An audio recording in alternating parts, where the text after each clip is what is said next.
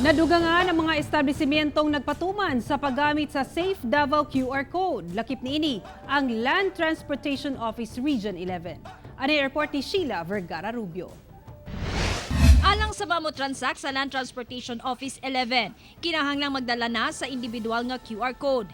Sa entrada sa mambuhatan, ginapangayuan na ang tanan og QR code aron maskan kini una tugutan nga makasulod. Sir, andal na QR code, sir.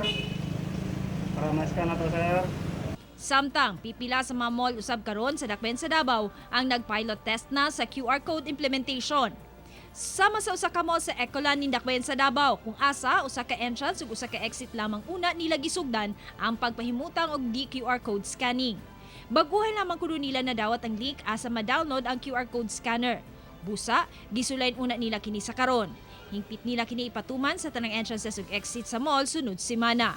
So far, when we ask for the link na binigay sa atin ng city for the mobile app through our scanner, it was all successful naman. Madali naman yung pag-up ng link sa atin, and then all of the scanning at our entrances so far are all successful.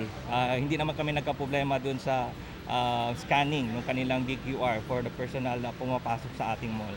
Hinoon walay langan sa proseso ug gilaraw nga hapsay ra usab kining mapatuman sa tanang establishmento sa sulod sa mall. Kauban si Bebot Kahes sa kamera, ko si Sheila Vergara Rubio para sa One Mindanao.